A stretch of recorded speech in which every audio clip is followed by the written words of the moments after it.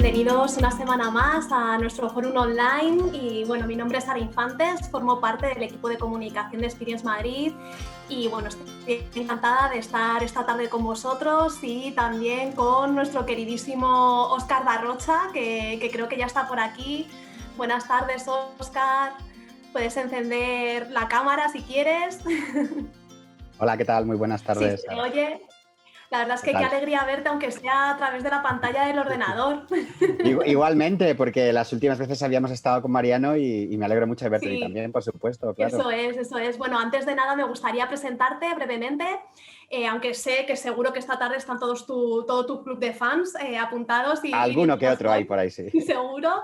Y bueno, pues Óscar Darrocha es historiador del arte y entre otras muchísimas cosas es miembro fundador de la Asociación Cultural Ahora Arquitectura, que bueno, es una asociación formada por arquitectos, historiadores, que les une la pasión por la arquitectura y bueno, esta pasión les llevó a formar esta asociación cultural cuyo objetivo es difundir pues, el urbanismo, la arquitectura, la historia, bueno, todo lo que tenga que ver con la cultura y el patrimonio. Eso es. Y bueno, ellos realizan unas visitas maravillosas, lo digo porque yo he hecho muchas, y bueno, podéis verlas todas en su página web, ahoraarquitectura.es, que bueno, he estado bicheando un poquito a ver qué teníais ahora, Óscar, y bueno, volvéis al presencial, por lo que he visto.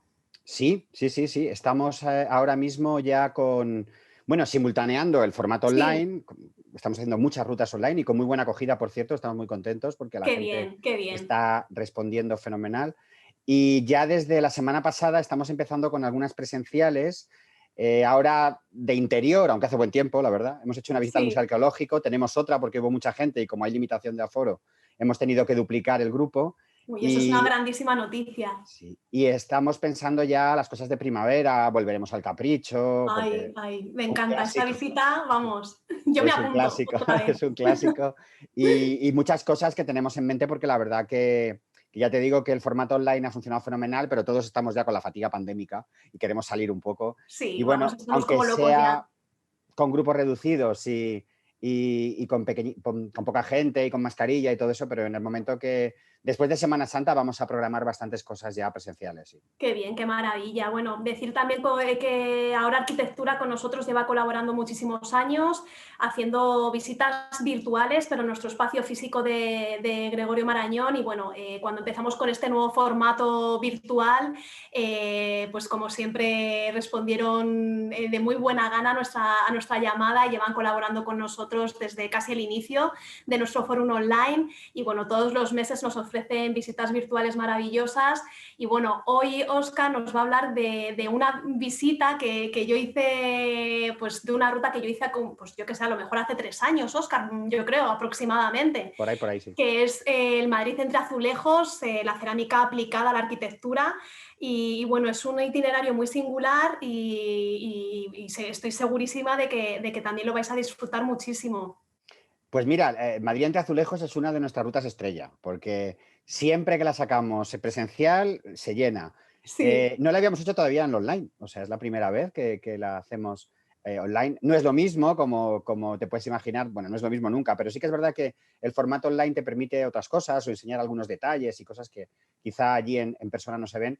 Y es una ruta que surgió un poco por casualidad, ¿no? Porque estábamos pensando en hacer cosas diferentes, porque sí, las rutas de Madrid están todas ya muy manidas, el Madrid-Los Austria, los Borbones, el Madrid árabe, todas estas cosas, que también funcionan muy bien, ¿eh? A la gente le gustan mucho. Pero buscábamos algo singular, algo peculiar, algo que no fuera tan conocido, y se nos ocurrió la idea de las artes aplicadas, decorativas, y especialmente el tema de los azulejos, ¿no?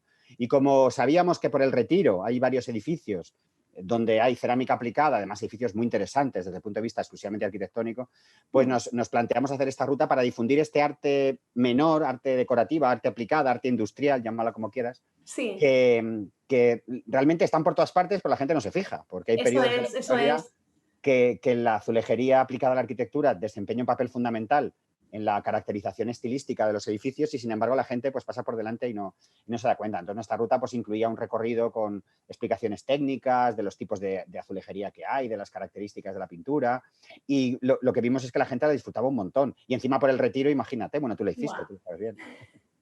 Es una maravilla de itinerario y bueno, yo tampoco me quiero enrollar mucho porque luego siempre vamos justitos de tiempo, pero sí que me gustaría recordar a los espectadores por si al final de la charla quieren que yo le traslada alguna pregunta, alguna duda o comentario que queráis dejarle a Óscar, ¿vale? Podéis hacerlo utilizando el chat de la aplicación que vais a encontrar en la parte inferior de vuestras pantallas, un icono donde pone chat, pues ahí pincháis y podéis escribir pues eso, alguna duda, preguntas, comentarios, todo lo que queráis, porque yo estaré tomando nota y bueno, al final de la presentación me volveré a conectar y le trasladaré todo aquello, todo lo que habíais dejado en este chat a Óscar.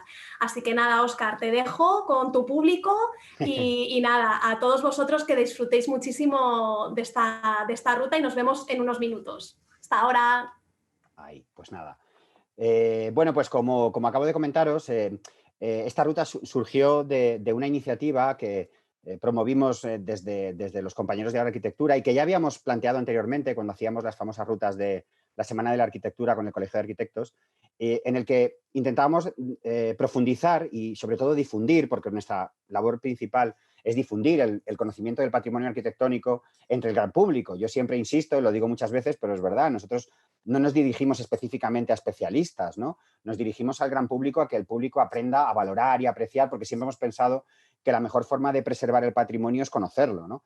Y estas artes aplicadas, la rejería, la industria, la cerámica, la vidriera, la última vez que estuve con vosotros aquí en BD Travel Brand Experience fue precisamente hablando del tema de la vidriera, pues eran artes preciosas que muchas veces por diferentes motivos pues la gente no conoce. Entonces surgió esta idea de hacer una ruta dedicada a la azulejería, aplicada a la arquitectura, y lo cierto es que pues, se convirtió junto con el Madrid árabe en nuestra ruta estrella, porque siempre ha sido un itinerario que ha funcionado extraordinariamente bien y además por el interés del tema, por lo desconocido que es, pero sobre todo porque la mayor parte transcurre en torno al Parque del Retiro y alrededores, porque nos centramos mucho en esa zona, ¿no? La ruta es una ruta pensada como un itinerario presencial, ¿no? Entonces, lo que he hecho yo ha sido un poco adaptar a este formato online un poco pues la explicación que daba al principio, la introducción de la historia de la cerámica y vamos a hacer físicamente el recorrido, el mismo recorrido, pero en este caso solamente a través del formato online, como os digo, ¿no? Bueno, lo primero que hay que hacer respecto al tema de la cerámica es hablar de cuándo se utiliza la cerámica o los elementos cerámicos aplicados a la arquitectura. Y lo cierto es que si nos remontamos hacia atrás, nos vamos muy, muy atrás. Nos vamos a periodos como el periodo babilónico. Aquí tenéis la célebre puerta de Istar, ¿no? De la antigua Babilonia, del siglo VI a.C., de la Neobabilonia, no de la Babilonia más antigua, sino de la Neobabilonia, donde toda la fachada está hecha con ladrillo vidriado, un ladrillo esmaltado, que le da ese característico color azulado, ¿no? Es ladrillo normal, pero está revestido de un esmalte vítreo, que ya se conocía desde épocas muy antiguas, ¿no? Como es este caso, como os digo, la Puerta de Istar, que está en el Museo de Pérgamo, allí en Berlín, y que es una de las joyas de este importantísimo museo alemán. O sea que la aplicación de la cerámica como elemento decorativo de la arquitectura es algo que se remonta a la más remota antigüedad, ¿eh? Y tenemos ejemplos tan brillantes y tan impresionantes como la Puerta de Istar. Si hablamos ya del ámbito español, pues de esa tradición oriental, de la Babilonia, Persia, Mesopotamia, todo lo que es la zona del Oriente Próximo, pues este legado llega a España a través fundamentalmente del mundo árabe. Es precisamente la llegada de los musulmanes en el siglo VIII la que introduce este tipo de decoración tan característica en la península ibérica y se convierte además en una seña de identidad de muchos de los edificios más representativos de la Hispania, de la España musulmana, de Al-Ándalus, ¿no? Ellos son, por tanto, herederos de esa tradición de la cerámica aplicada de origen oriental y son ellos los que lo traen, puesto que, como bien sabéis, el Islam como cultura y como civilización y como religión se origina en el Oriente Próximo, se origina en Arabia, ¿no? Aquí tenéis un detalle de un zócalo de la Alhambra con un alicatado muy, muy característico que está hecho precisamente de piezas de azulejo recortadas y colocadas creando estas formas geométricas tan características de la decoración hispano-musulmana y de la decoración musulmana en general, donde se utilizan los elementos vegetales, como la parte superior, los caracteres epigráficos, los textos, y también los motivos geométricos, porque, como sabéis, en el mundo islámico estaba prohibida la representación figurativa humana, sobre todo en ámbitos religiosos. Hay algunas excepciones.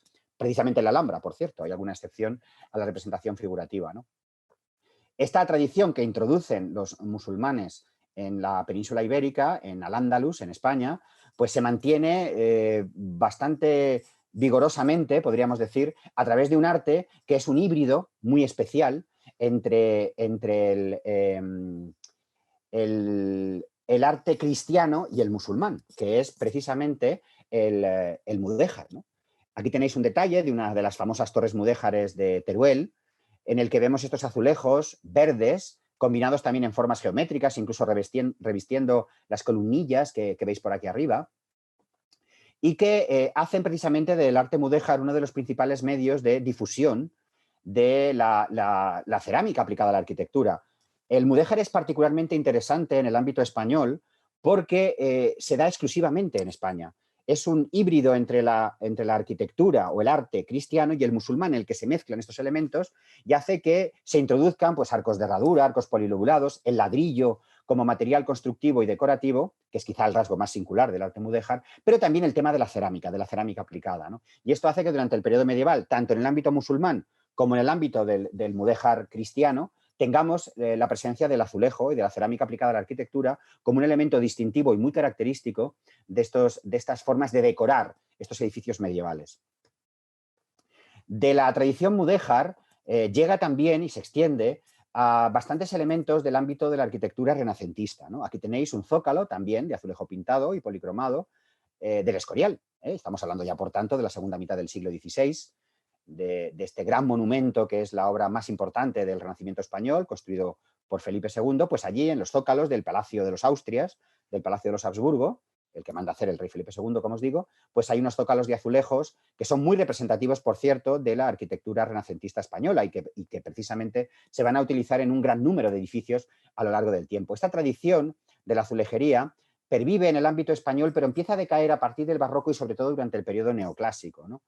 En el contexto ya de finales del siglo XVIII, donde nos encontramos con un resurgir muy, muy destacable de la cerámica aplicada a la arquitectura, muy especialmente en el ámbito valenciano, en el ámbito del Levante, donde se pone muy de moda la utilización de estos azulejos para revestir interiores, para revestir suelos también y pavimentos, haciendo estos espacios singularmente atractivos. Aquí tenéis esta maravillosa cocina valenciana que está en el Museo de Artes Decorativas de Madrid, que es una auténtica joya.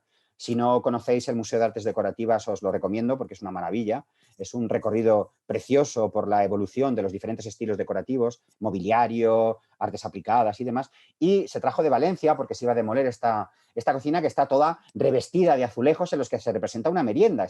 Aquí veis a los sirvientes trayendo pastelitos, magdalenas y demás a la señora, que es la que está situada en la parte izquierda de la imagen, ¿no? Y bueno, pues es una auténtica composición figurativa que abarca además todo el perímetro interior de la cocina, ¿no?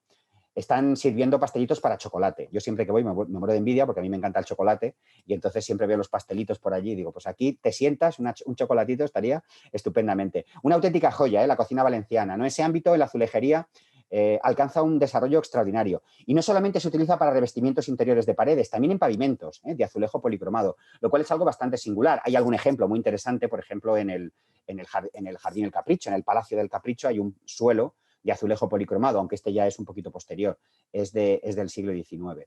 La arquitectura neoclásica más purista, que se da sobre todo entre muy el último tercio del siglo XVIII y digamos que el primer tercio del siglo XIX, no valora mucho este tipo de artes aplicadas y durante este periodo la azulejería, pues digamos que languidece, prácticamente casi desaparece, ¿no? Y es en el ámbito, sobre todo, del eclecticismo, cuando se recupera. Y esto ya sucede en el último tercio del siglo XIX. El eclecticismo es un estilo que se basa en combinar elementos formales y decorativos que proceden de diferentes estilos, de diferentes épocas, ¿no?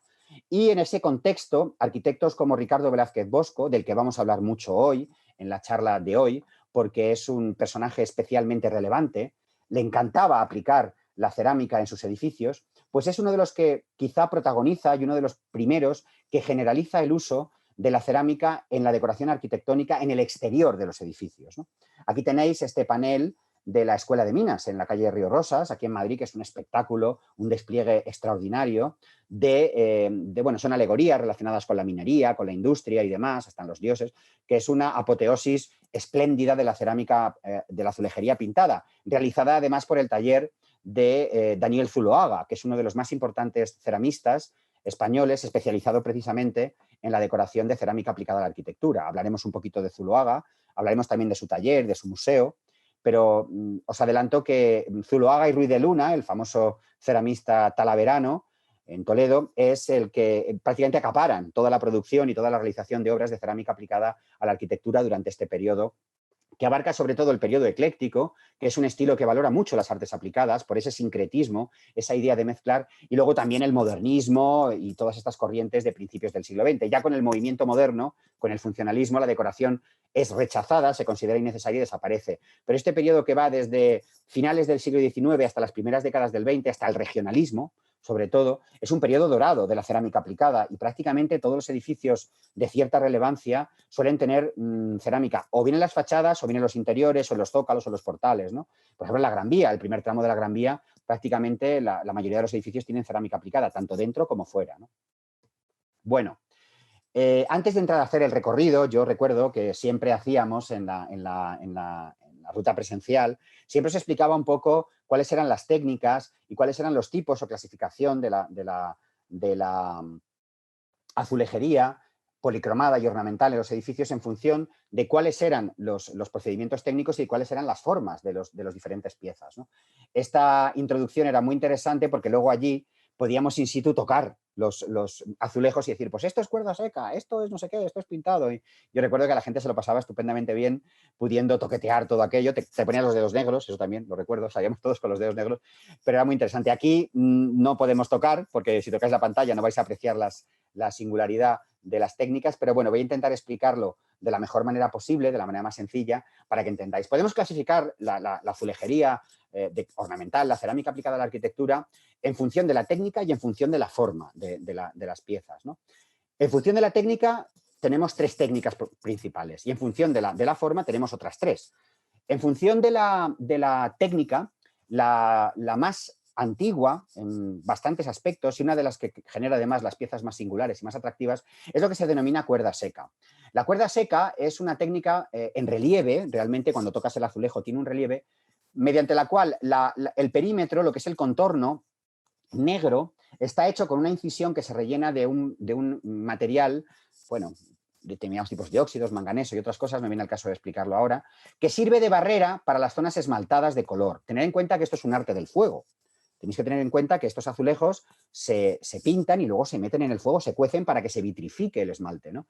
Entonces, la cuerda seca lo que hace precisamente es actúa de barrera del contorno para que no se desparrame el esmalte. Aquí tenéis este detalle de un azulejo de los años 80 de la Escuela de Cerámica, donde se aprecia perfectamente el contorno que actúa de barrera para que cuando se funda ese esmalte y cuando se produzca su introducción en la mufla, en el horno, no se desparrame, ¿no? Actúa de barrera, de cuerda seca. El relieve en este tipo de azulejos es un relieve en el que el borde es plano o está hacia abajo y, sin embargo, el esmalte es hacia arriba, ¿no? Si tú lo tocas y ves el borde hundido y ves cómo el esmalte está en resalte. Si entramos en la otra técnica, la segunda, es una técnica que se hace con estampación, con plantilla, podríamos decir, o con molde, depende, y es lo que se denomina el azulejo de arista o de cuenca, que al tacto es exactamente al revés. Si la cuerda seca era la incisión del borde del contorno para que no se desparrame el esmalte, hundida, y el esmalte es hacia arriba, pues en el azulejo de arista es justamente al contrario.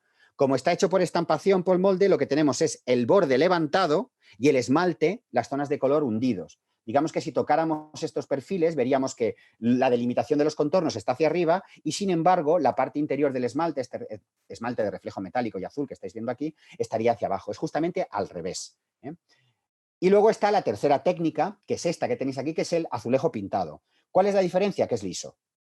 Aquí los contornos y la pintura están hechos totalmente con una pintura diferente, es un esmalte vitrio, pero es distinto, también se fija a fuego, también, pero no es tan denso, no tiene ese reflejo vítreo tan marcado que sí tienen los azulejos de cuerda seca y los de arista, y al tacto es muy fácil distinguirlo porque es totalmente liso. No hay diferencia entre el contorno, los límites de las zonas de color, que en este caso son negras, y la zona interior, que en este caso es gris. Aquí tenéis precisamente la firma de los Zuloaga, de las manos. Este edificio es uno de los que veremos.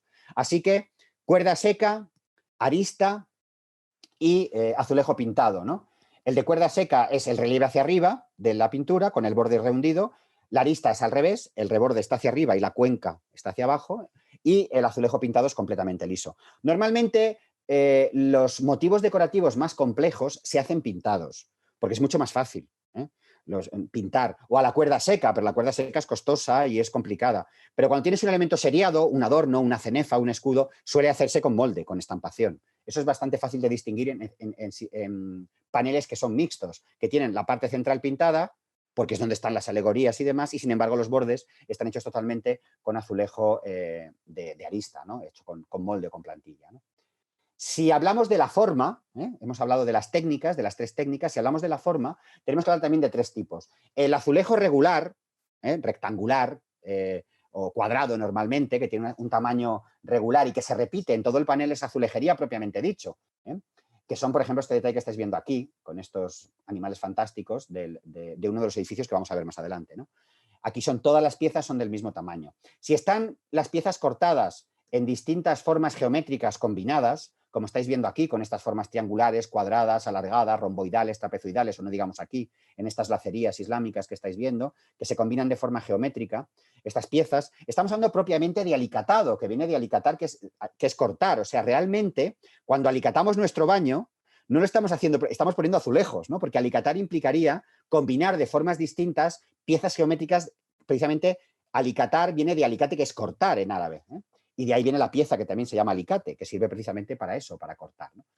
Si es forma regular, rectangular, cuadrada, es azulejo. Si es formas geométricas cortadas y combinadas, creando estos motivos que estoy viendo aquí, es alicatado. Y si tenemos formas irregulares, combinadas de forma abstracta, aleatoria o de otro tipo, pero que son piezas completamente irregulares, hablamos de trencadís.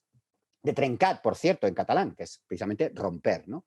Este trencadís es un elemento de paneles cerámicos que se pone muy de moda en el ámbito del modernismo catalán y del modernismo en general, ¿no? El procedimiento de elaboración de estas piezas irregulares, combinadas a veces haciendo motivos figurativos o abstractos, es romperlo, ¿no? Lo que hacía Gaudí y otros era meter azulejos normales y machacarlos directamente, golpearlos o pisotearlos para que se rompieran. Y de esa forma luego las colocaban las piececitas que estáis viendo aquí de esta forma completamente irregular.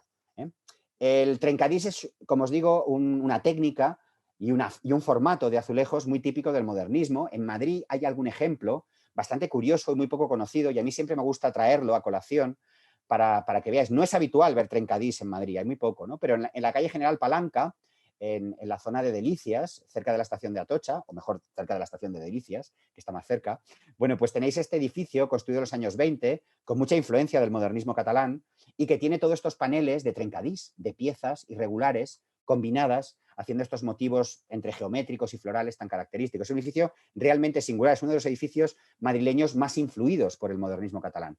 Está en la calle General Palanca número 33, que es una perpendicular al Paseo de las Delicias. Os recomiendo que vayáis a verlo porque es una obra muy curiosa. Me consta que algunas personas que están hoy aquí asistiendo a la clase, a raíz de que lo comenté en alguna ocasión, se fueron a verla el mismo día porque dicen que habían pasado muchas veces por allí y nunca se habían fijado, ¿no?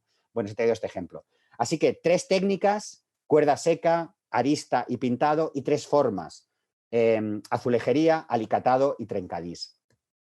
Bueno, antes de hacer el recorrido propiamente dicho, también, como os he comentado antes, me gustaría hablar de los grandes ceramistas, ¿no?, que hay en este periodo que nos ocupa, relacionados con la arquitectura ecléctica, modernista, regionalista, finales del siglo XIX, principios del XX, ¿no?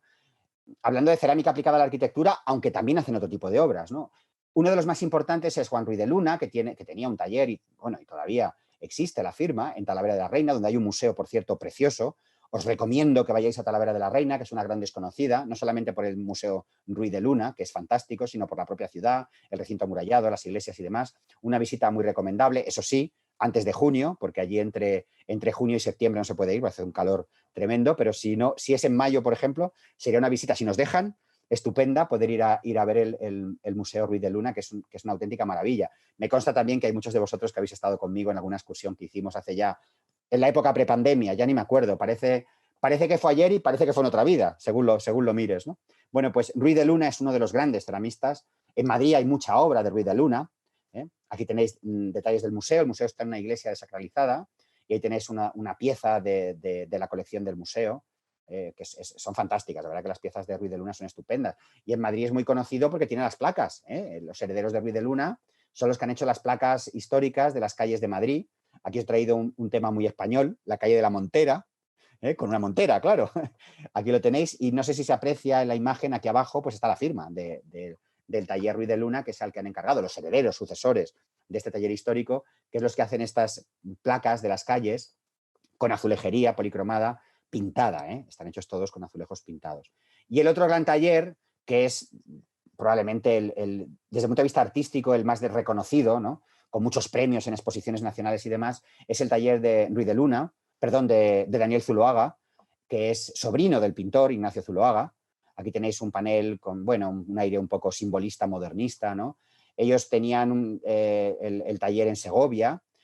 También tuvieron durante un tiempo colaboración con la fábrica de la Moncloa aquí en Madrid. Y bueno, entre Ruiz de Luna y Zuloaga, sobre todo Daniel, que es el que se queda al final con la firma, prácticamente son los responsables del 80 o el 90% de la cerámica aplicada a la arquitectura en nuestra ciudad, ¿no? Este es el museo, que está en la iglesia de San Juan de los Caballeros, una preciosa iglesia que tiene partes románicas y góticas, desacralizada. Él compró la iglesia, instaló el taller allí y ahora es un museo. La gente cuando va a Segovia, evidentemente va al Alcázar, va a la catedral y poco más, a comer, si puede ser, en algunos de los magníficos restaurantes que hay en Segovia, pero no van a ver el Museo de Zuloaga y es una pena, porque realmente es un sitio precioso, ¿no? Tanto el espacio de la iglesia como el propio museo, ¿no? Aquí se tiene un detalle de piezas de azulejos y de otros tipos, porque Zuloaga hacía una producción muy diversa. Tiene obra modernista preciosa, paneles modernistas maravillosos, algunos están en Madrid, sobre todo en interiores. Hay alguna obra realmente extraordinaria que está en interiores que desgraciadamente no se pueden ver. Bueno, y dicho esto, empezamos lo que sería propiamente la ruta, ¿no? La que nosotros hacemos cuando recorremos la ruta de azulejos. Toda esta introducción que os he hecho ahora ilustrada, la hago aquí, delante del edificio del Ministerio de Agricultura, del edificio del antiguo Palacio de Fomento, que era el ministerio que se construye a finales del siglo XIX y que precisamente es una obra de Velázquez Bosco, el mismo arquitecto que hemos visto antes haciendo esos paneles extraordinarios, o insertando, mejor dicho, esos paneles extraordinarios en la Escuela de Minas, ¿no? El edificio del Ministerio de Fomento, actual Ministerio de Agricultura, es uno de los ejemplos más interesantes del eclecticismo monumentalista clásico del Madrid de finales del siglo XIX. Es una obra espléndida y lo curioso es que, aunque desde lejos no se aprecia, suele suceder, cuando miras estos edificios normalmente pues no aprecias que están totalmente revestidos de cerámica. En los entrepaños de la planta principal, tanto en esta fachada principal que da a la glorieta de Atocha, justo enfrente de la estación, tanto en los laterales hay una serie de paneles cerámicos, que por cierto son todos de Zuloaga, en el que se representan alegorías, motivos heráldicos y simbología alusiva a la función original de este edificio. Recordad que esto era Ministerio de Fomento, era obras públicas, pero también era Bellas Artes. Industria y minería. Entonces, la industria, la minería, la agricultura, las bellas artes, están en todos estos paneles cerámicos que estáis viendo aquí, de azulejo policromado. Este, por ejemplo, es la alegoría de la escultura. Y luego, en los entrepaños de los vanos, de la parte alta, pues se intercambian motivos de inspiración clásica con elementos heráldicos. Por ejemplo, las iniciales MF, Ministerio de Fomento, y el escudo de Castilla y León. En este caso, no sé si se aprecia bien en la imagen, pero sucede lo que os he comentado antes, ¿no? Las técnicas de los azulejos se asocian a determinado tipo de iconografía. Aquí, toda la parte central del panel, lo que es propiamente la alegoría, lo que es el dibujo de esta figura, digamos, el motivo que es más singular, está hecho con azulejo pintado y, sin embargo, la cenefa, o el marco, mejor dicho, está hecho con arista, con molde. Si os fijáis bien, se aprecia perfectamente. Este motivo del marco que veis aquí es el mismo en la alegoría de la escultura que en el entrepaño. Toda esta parte perimetral del marco está hecha con molde, porque es un elemento que se repite. Sin embargo, la alegoría de la escultura no se repite, bueno, se repite una sola vez. Es un motivo singular y esto es lo que se hace pintado. Es mucho más fácil. no se puede hacer un molde de un elemento que solo vas a imprimir una vez, es un poco absurdo, ¿no? Entonces, lo que va a ser singular, se hace a la cuerda seca o se hace pintado, en este caso pintado porque es bastante más rápido que la cuerda seca es costosa y compleja, y los elementos seriados, como los marcos, las molduras, los escudos, los adornos vegetales, todo eso se hace con azulejo de arista. Esto se puede ver desde allí porque normalmente, y no sé si la imagen se aprecia un poco, se aprecia un poquito, ¿no? El azulejo pintado tiene menos reflejo, como os decía antes. Entonces, se ve que brilla mucho más el marco de arista porque el esmalte es más denso y más vitrio y, sin embargo, la pintura, que también es pintura vítrea, pintura que se fija a fuego, es, digamos, más mate. Y hay un cierto contraste. Con el sol, por ejemplo, se aprecia perfectamente y de cerca. Cuando los ves de cerca, uno tiene la percepción clarísima de lo que es pintado y de lo que es propiamente hecho con molde, con el azulejo de arista o cuenca, ¿no? Justamente al lado del ministerio, enfrente, tenemos un edificio que tiene azulejos de Ruiz de Luna. Es un edificio entre regionalista, modernista, es un poco ese eclecticismo, a veces un tanto inclasificable, que tenéis aquí. Este edificio se ha hecho famoso hace tiempo en Madrid porque se le cayó la cúpula. Esta cúpula que estáis viendo aquí se desmoronó y, bueno, pudo haber provocado una desgracia. Aquí tenéis la placa donde aparece el nombre del arquitecto, Críspulo Moro, Navarro y Mendoza, que son los constructores, 1922, y por el tipo de pintura azul y verde se atribuye a Ruiz de Luna, aunque no están realmente firmadas los paneles, ¿no? Esto de que los arquitectos firmen las obras es realmente habitual, ¿eh? Y muchas veces estas firmas se hacen incisas en las fachadas o directamente se usan con placas cerámicas, sobre todo en el regionalismo. La arquitectura más de influencia regionalista, el estilo montañés, es muy habitual que los arquitectos firmen con paneles cerámicos. En el recorrido que hacemos por toda esta zona, pasamos por las ruinas, por los restos de la antigua fábrica de porcelana del Retiro. Y aquí hago yo un inciso en este recorrido de un tipo de cerámica aplicada a la arquitectura verdaderamente singular, que es lo que conocemos como porcelana, ¿no? La porcelana, yo siempre lo digo también y hago la broma de que es como la aristocracia de la cerámica, ¿no? La porcelana es la cerámica más valiosa, la más cotizada, la más cara. Ya sabéis que durante siglos los chinos tuvieron el monopolio de la producción de porcelana y los europeos se pirriaban y pagaban fortunas por conseguir este producto de lujo, ¿no? Los españoles lo traían de Asia a través del galeón de Manila y se pagaban, como os digo, auténticas fortunas, ¿no? En el siglo XVIII, primero en Meissen, luego en Capodimonte, y luego en el Retiro, o en Inglaterra, o en Sèvres, se consiguió la fórmula de la porcelana y ya empezaron las cortes europeas a producir su propia porcelana y se crearon las famosas reales fábricas de porcelana, ¿no? La primera fue en Meissen, en Alemania, y luego de allí el espionaje industrial fue rápido. Yo siempre también hago la broma de que los chinos mantuvieron el secreto de la porcelana durante siglos y cuando llegó a Europa, en 30 años, todos tenían ya el secreto de la porcelana, ¿no? María Amalia de Sajonia se casó con Carlos VII de Nápoles, futuro Carlos III, y rápidamente había porcelana en Capodimonte, en Italia. Y cuando Carlos III viene a España, también tenemos la porcelana buena, de pasta buena, inmediatamente después, ¿no? Precisamente la Real Fábrica de Porcelana del Retiro, que estaba donde hoy está el Ángel Caído, esa escultura estupenda del siglo XIX, pues se produjo, además de las piezas típicas de porcelana que todos reconocéis, que son esas piezas pequeñitas que se utilizan pues desde vajilla o cualquier otra cosa, también se utiliza como decoración arquitectónica, ¿no? Y están los famosos salones de porcelana, que son auténticas maravillas del estilo barroco, rococó. Hay una maravillosa, que es esta, que está en el Palacio de Aranjuez, aquí en Madrid, y también hay una sala de porcelana preciosa en el Palacio Real de Madrid, ¿no?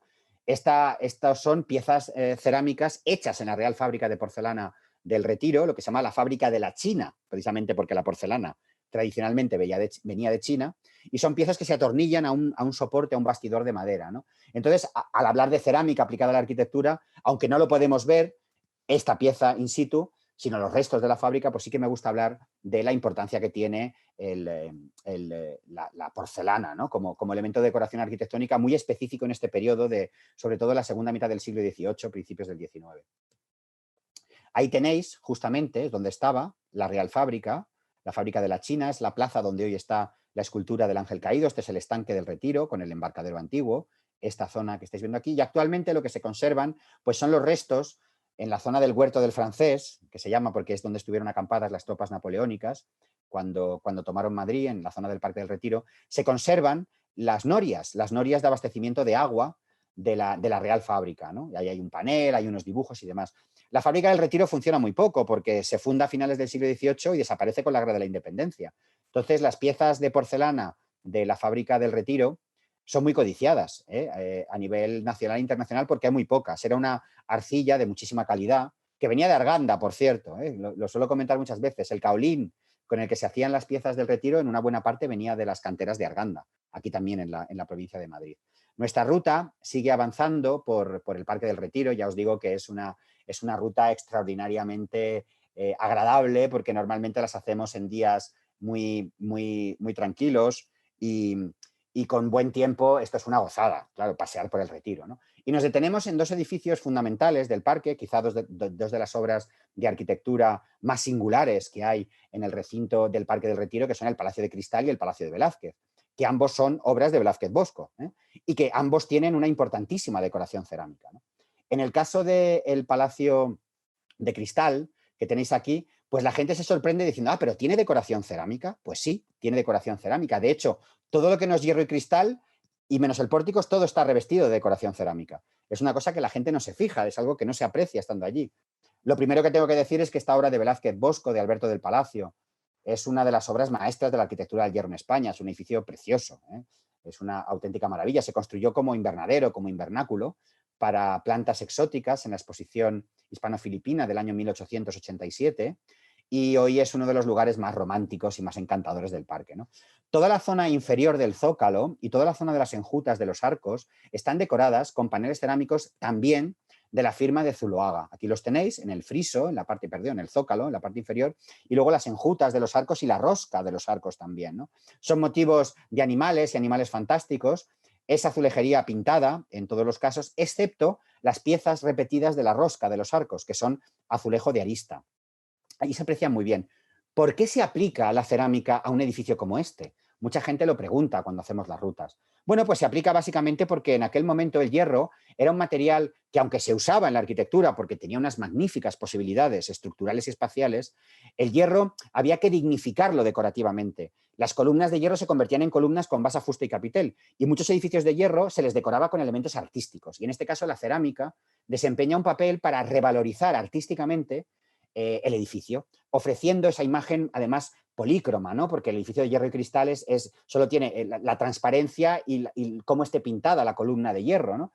Y el azulejo lo que aporta es un contrapunto cromático, ¿no? Y lo dignifica artísticamente, por la mentalidad que tenían entonces arquitectos, ingenieros y demás, de aquello de que el hierro era un material un tanto industrial, tecnológico, y que en ciertos edificios no se podía mostrar pues, de forma totalmente abierta, había que introducir un elemento decorativo. Estas piezas también son del taller de Zuloaga, ¿no? Y también son de Zuloaga las que se hicieron unos poquitos años antes para este otro edificio, que en este caso se construye para la exposición de 1884, la exposición de Industrias Artísticas de Madrid, Bellas Artes y demás, y este Palacio de las Bellas Artes, que era el edificio principal de la exposición, que veis que tiene este estilo ecléctico, un tanto neorrenacentista y demás, pues tiene relieves de Ángel García y, bueno, tiene una decoración bastante curiosa, pero sobre todo tiene muchísimos paneles cerámicos, tanto en todos los laterales de las naves como en la parte superior de los arcos y también en el interior del pórtico. Aquí tenéis la decoración interior del pórtico, que está firmada por los Zuloaga, es el detalle que os he puesto antes. Todo el pórtico está decorado con azulejo pintado, es decir, es liso. Aquí cuando vamos con la ruta todos toquetean rápidamente el azulejo para comprobar que efectivamente no tiene relieve y que el contorno y el esmalte están hechos pintados, ¿no? Sin embargo, los laterales, estas espléndidas enjutas de los arcos que estáis viendo aquí, las cabezas, estos motivos vegetales y estos motivos animales, estos están hechos todos con azulejo de arista. Con molde, porque además son motivos que se repiten a lo largo de toda la fachada y en los 4 lados del edificio principal, ¿no? La próxima vez que paséis por el Palacio de Cristal y el de Velázquez, por favor, fijaros en la cerámica, que es extraordinaria, ¿eh? Además son unos motivos realmente interesantes. Ambos son piezas muy singulares del taller Zuloaga, realizadas a finales del siglo XIX, en los años 80, ¿no? Este edificio es del 84 y el Palacio de Cristal, el precioso Palacio de Cristal, es de 1887. Justamente al lado también se encuentra la antigua Casa de Fieras, ya sabéis, la Casa de Fieras, este zoológico que había en Madrid, desde el siglo XIX hasta casi los años 60. Yo no recuerdo cuándo lo cierran, pero yo creo que se debió de cerrar como a finales de los años 60, ¿no? Hay gente que me ha dicho que vieron al pobre oso, ¿no? Que estaba ahí metido en la jaula esa que había. Era un sitio bastante espeluznante, hay que decirlo, ¿eh? Las condiciones de los zoológicos del siglo XIX eran tremendas, o sea, sería absolutamente impensable que existiera un zoológico. Pero la puerta, vamos a lo que nos interesa a nosotros, de lo que era la antigua Casa de Fieras, que ahora es una biblioteca, bastante mejor, en vez de un sitio para exhibir animales enjaulados, bastante mejor que sea una biblioteca, pues está este pórtico con estos bancos corridos que estáis viendo aquí, muy agradable, muy andaluz en ciertos aspectos. De hecho, se cree que podrían ser del taller de Mensaque, que es un taller que trabajó bastante en Sevilla, también en Madrid, y que tiene la particularidad, y esto es algo que yo destaco mucho en las visitas, que cuando vas a verlas, pues aquí tenemos, en esta zona tenemos todas las técnicas y todos los tipos de azulejos menos el trencadís. El banco, estos motivos que estáis viendo aquí, seriados, están hechos con azulejo de arista, o sea, con molde, lo que se llama de cuenca. Sin embargo, el escudo de Madrid que está en el centro está hecho con cuerda seca. Y por el suelo, estos azulejitos pequeños, que son motivos heráldicos, están hechos con plantilla de azulejo pintado. O sea, tenemos la técnica de la cuerda seca, la técnica del azulejo de arista y la técnica del azulejo pintado. Y luego, además, tenemos azulejería de pieza regular, pero los extremos están hechos con alicatado. Tenemos también las dos formas distintas. Solo nos quedaría el trencadís, la cerámica irregular, que como os he dicho anteriormente, en Madrid hay muy poca, muy poco trencadís auténtico. Quizá se pueden contar casi con los dedos de las manos los edificios que tienen decoración de trencadís tanto dentro como fuera, ¿no? Después de pasar por la Casa de Fieras y en nuestro recorrido por el Retiro, que como os digo es absolutamente maravilloso, llegamos a la antigua montaña artificial que se construyó para el reservado de Fernando VII, esa zona que el rey se reserva para su uso privativo cuando el Retiro se abre al pueblo de Madrid, pues se queda con esta zona donde está su chocita, la Casa del Pobre, la Casa del Contrabandista y también la montaña artificial. La montaña artificial en el siglo XX se le hace una sala de exposiciones dentro y se decide decorar con azulejos cerámicos que estáis viendo aquí, con alegorías pues, mitológicas, motivos de grutescos, alegorías de las bellas artes y demás. Y en este caso son azulejos modernos, son azulejos del siglo XX, son de los años 80, de un taller que estaba regentado entonces por un profesor de la Escuela de Cerámica, pero lo verdaderamente interesante es que imitan el estilo antiguo y están hechos a la cuerda seca. Este es el lugar donde mejor se aprecia, cuando uno va a verlo, es el que mejor se aprecia la técnica de la cuerda seca, porque la ves muy de cerca, ves la hendidura, el manganeso, la zona oscura y luego el esmalte, cómo resalta, ¿no? Y aquí también los participantes en nuestra ruta se abalanzan contra la fachada para tocar, no, esto es cuerda seca, porque además yo les digo siempre, digo, ya después de todo lo que he contado, cuando lleguemos aquí lo tenéis que saber. Así que no digo la técnica y les dejo que vayan a tocar y todos, cuerda seca, todo se acierta. No cuerda floja, por cierto, que hay alguno que dice, cuerda floja no, cuerda seca, es la técnica, ¿eh? Y luego ya saliendo del Retiro, pues tenemos un par de obras que solemos enseñar para que vean cómo también se aplica la cerámica a edificios de arquitectura doméstica más, digamos, habituales, ¿no? En este caso es este edificio con motivos regionalistas y modernistas del arquitecto Carlos de Luque, que está en la calle Duque de Sexto, con Antonio Acuña, con este arco modernista que estáis viendo aquí. Todo el marco del arco está hecho con este motivo de azul sobre un amarillo verdoso, de cierta inspiración neorrenacentista, muy de Ruiz de Luna, y de hecho es que toda la decoración de este edificio, que tiene varios paneles cerámicos, heráldicos, está hecha por este importantísimo taller talaverano, que trabajó muchísimo en Madrid a principios del siglo XX. Y luego ya, el final de la ruta, volvemos al tema del mudéjar y el neomudéjar, por supuesto. Ya sabéis que el neomudéjar es un estilo muy representativo de la arquitectura madrileña, y hay un conjunto interesantísimo de edificios neomudéjares, algunos de los cuales, por supuesto, tienen decoración de azulejería, ¿no? O por lo menos tienen decoración de cerámica esmaltada, ¿no? Como es el caso de este edificio que está entre la calle Alcalá y Goya, es una manzana completa que tiene estos torreones neomudéjares tan característicos y tan llamativos, que están revestidos de piezas esmaltadas de ladrillo, recubierto de esmalte cerámico, vidriado, también de azulejo vidriado, y luego estas bolas tan representativas hechas con molde y también recubiertas de esmalte vitrio, ¿no? Lo que le da un aspecto muy singular. De hecho, popularmente a estos edificios se le conoce como Casa de las Bolas, precisamente, ¿no? Por esta decoración tan particular que aparece en toda la parte de los torreones, ¿no? Hay uno en este lado y luego hay otro en la esquina posterior. Aquí, en este lugar concreto, yo hablo mucho de que el mudéjar es un estilo extraordinariamente representativo de nuestra arquitectura y que conviene siempre recordar que en el caso de Madrid, un poco el neomudéjar viene a ser una especie como de modernismo, ¿no? Si el modernismo es muy representativo en la ciudad de Barcelona, el neomudéjar es un estilo extraordinariamente representativo de la ciudad de Madrid, ¿no? Y en muchos casos, no siempre, porque muchas veces el neomudéjar en Madrid no siempre, pero en algunos casos sí que nos encontramos con este tipo de decoración cerámica, ¿no? Y aquí veis lo que normalmente hacemos, cuando se puede. Aquí tenéis a alumnos míos, además, mira, estoy reconociendo a gente, a Margarita, hay gente que sigue conmigo y que ya no está conmigo. Por ahí es posible que alguno de vosotros sepáis quiénes sois de espaldas. De hecho, yo estoy reconociendo a dos concretamente. Y claro, como yo insisto mucho en el tema de la técnica, pues yo les digo cuando les explico, venga, ahora, ¿qué técnica es? ¿Cuerda seca? ¿Es pintado? Los azulejos del Zócalo, del Palacio de Cristal, que es la imagen que estáis viendo aquí precisamente, con mis alumnos toqueteándolo, están hechos una parte pintados y otros están hechos a la cuerda seca. De hecho, los de la parte trasera, que son estos, que es una reconstrucción, que se hizo en el siglo XX cuando se rehabilitó el edificio, los hicieron de una calidad superior a los otros. Los que hay por el lateral repuestos son pintados y están algunos de ellos ya con la pintura movida y sin embargo por este lado son de cuerda seca, son estupendos y se aprecia perfectamente la técnica. Yo aquí siempre hago la broma de, bueno, lo explico y ahora digo, venga, ¿qué técnica es? Y aquí se lanzan también todos a tocar los azulejos, que es algo que ahora ya yo creo que no se puede ni hacer, entre las mascarillas, el COVID, el tema de tocar. Habría que echarle hidrogel, no, por Dios, que el alcohol se carga el esmalte, sobre todo si es azulejo pintado, ¿no?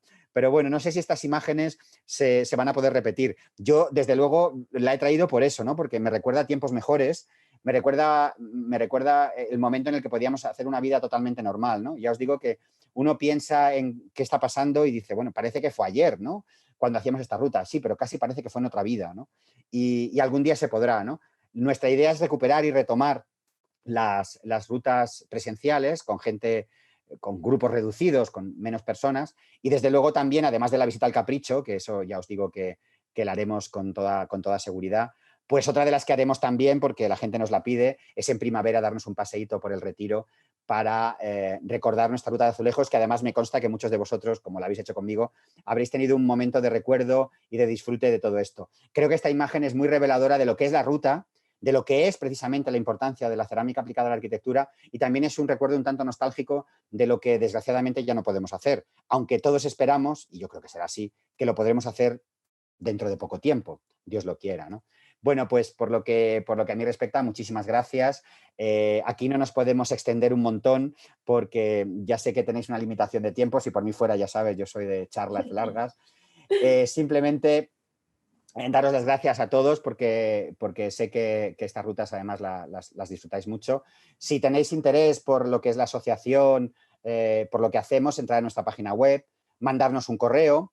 También os decimos algo que, bueno, aprovecho ahora que se me olvidó, por cierto, la última vez cuando estuve con Mariano, que es el tema de que hacemos rutas a la carta. Es decir, si tenéis un grupo de personas que dice, oye, que nos gustaría hacer el Madrid árabe, o nos gustaría hacer el Madrid de los Austrias, o los Borbones, o la ruta del modernismo, o ir al Capricho, aparte de las convocatorias que sacamos para todo el mundo, hacemos rutas un poco a la carta, ¿no? Entrar en la página web de Ahora Arquitectura y mandáis un correo al mío o al de reservas o al de info de la asociación y allí podréis informaros de todo lo que hacemos y ya os digo que nuestra idea es retomar lo antes posible la presencialidad, ¿no? Porque el formato online está muy bien, nos ha venido estupendamente para mantener el contacto con todos nosotros, con vosotros también, gracias al formato online, pero la verdad es que empiezo a tener un poquito de fatiga pandémica yo, ¿eh? Ya Sí. tengo yo un poco. Ya se echa de menos, ¿verdad? Ese contacto físico y bueno, de eso que tú dices, ¿no? De, pues eso, interactuar con los alumnos, el hacerles el examen final de esto es cuerda seca, esto está Tú pintado. también fuiste ahí a tocar, que me acuerdo, Sí, ¿eh? sí, hombre, yo me lanzaba la primera, a ver, ahí a toquetear bien. La verdad es que se echa de menos. Sí que es verdad que el formato virtual pues, nos permite a lo mejor, por lo menos a nosotros, en nuestro espacio de Madrid, pues hay un aforo limitado de 40 personas como mucho. Bueno, en los tiempos prepandémicos. Bueno, ahora estoy viendo que somos casi 100 personas. O sea, que esto es una maravilla. Bueno, ya Y sabes que nosotros tenemos mucho tirón. esto es, vamos, Ay, por totalmente. cierto, están saltándome, pon la presentación Sí. porque me están pidiendo la página de la asociación y el correo. De todos modos, también, si alguien tiene alguna duda y demás, también nos puede escribir a nosotros, Y nos ¿vale? lo remites. Eso es, eso es. Así que sin problema. Aquí, bueno, veo que te están dando las gracias por la charla, que les ha encantado, que ojalá pronto se pueda viajar por Madrid y conocer los sitios presencialmente. Muy interesante. Vamos, todo el mundo encantado con esta visita virtual y Gracias a vosotros. espero Que que, he visto que mucha gente levantaba la mano. No sé si eran preguntas o qué. en comentarios, porque preguntas no nos han dejado ninguna y yo tenía, Óscar, una que hacerte, a ver qué te Dime. parece, porque yo no sé, o sea, si esto de la cerámica aplicada ahora a la arquitectura está un poco de modé.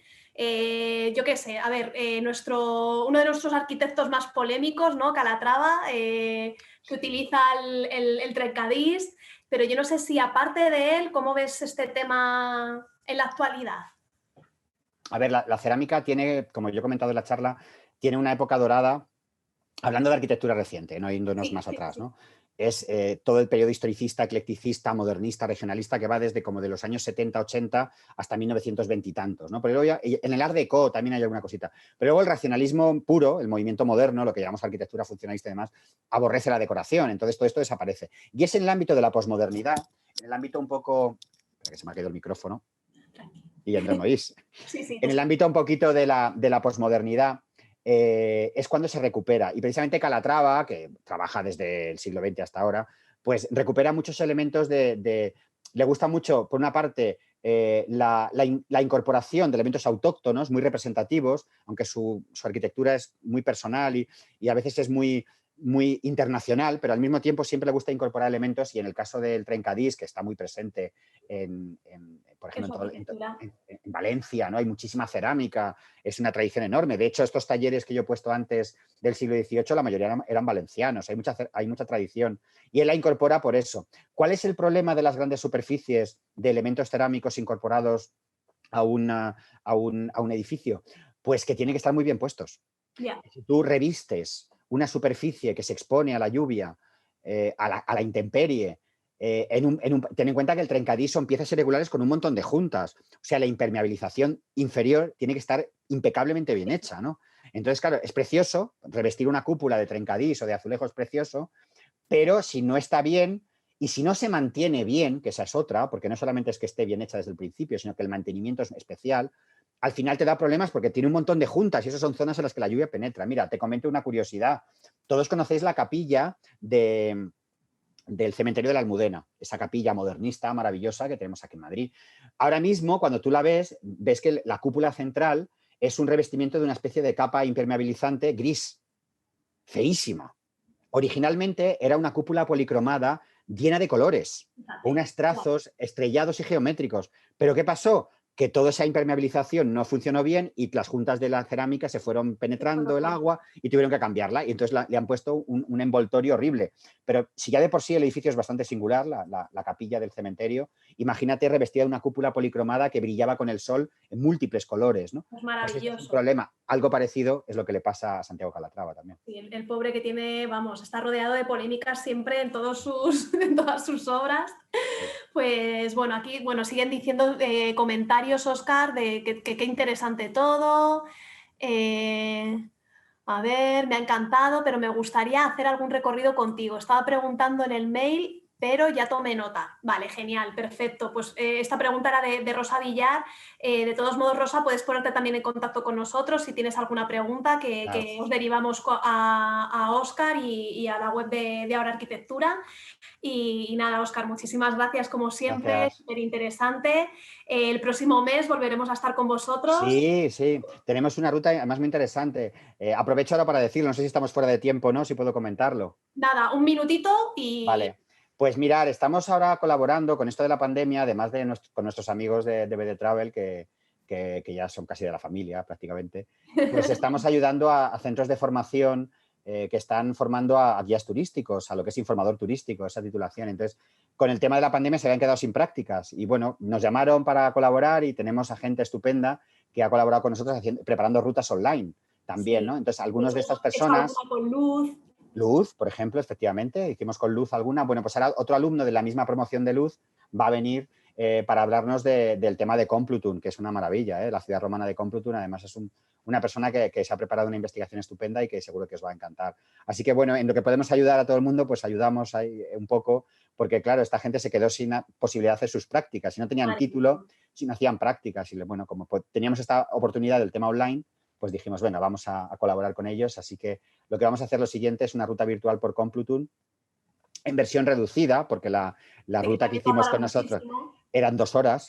La ruta que hicimos esta va a ser una versión comprimida de solamente, pues eso, 45-50 minutos, como las que hacéis vosotros. Pero bueno, en cualquier caso es una presentación de esta única ciudad romana que hay en Madrid, porque realmente es la única civitas que hay romana en la ciudad de Madrid y que es realmente muy singular también. Así que os invito al próximo día a que os metáis también en este charlas online con ellos. Os iba a decir a todos los espectadores que se animaran también el mes que viene, porque es que ahora mismo no recuerdo, creo que es el 23 de marzo. De marzo, por si quieren tomar nota. Pensaba yo que no me acordaba, pero sí me acuerdo. El día 23 de marzo estaremos con Juan y nos hablará de Complutum. Y bueno, pues nada, Óscar, encantados, como siempre. Y nada, a todos nuestros espectadores, daros las gracias por estar esta tarde con nosotros. Y nada, sabéis que nosotros seguimos haciendo nuestra agenda cultural, así que nada, apuntaros e inscribiros a todos nuestros eventos, porque nos encanta que participéis y que disfrutéis con nosotros de estos viajes que os proponemos, aunque sea de manera virtual. Pues nada, muchas gracias a todos, muchas gracias, Óscar, y nos vemos. Venga, chao a todos. Hasta pronto.